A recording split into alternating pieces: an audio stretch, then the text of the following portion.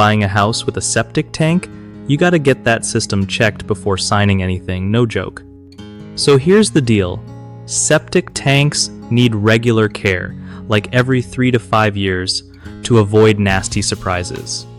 When you're buying a place with one, don't just rely on old inspection reports. Get a fresh inspection done by a pro who really knows septic systems. Make sure they check not only the tank but also the pump and the leach field, because the leach field can cause big headaches if it's messed up. Keep in mind, emptying the tank is part of the maintenance, and it can cost a few $100s depending on where you live. Ask the inspector about the condition of the drainage field. If it's saturated, that's a red flag.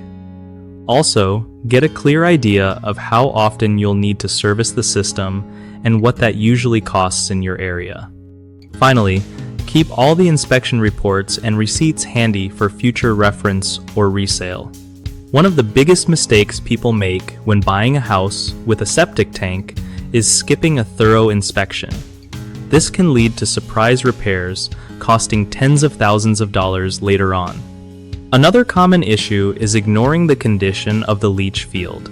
If it's failing, replacing it can be crazy expensive and complicated. Lastly, some buyers trust their realtor's advice about relying on old septic reports, but realtors usually want to close the deal fast and might not have your best interest in mind here. The fix? Always get an updated inspection from a septic expert, ask detailed questions about the whole system, and never skip reviewing service history before buying. BigHomeProjects.com helps homeowners connect with trusted local contractors who specialize in septic systems and other home projects, making it easier to find reliable help. Contractors also get a platform to showcase their skills and get steady work from people who actually need their expertise.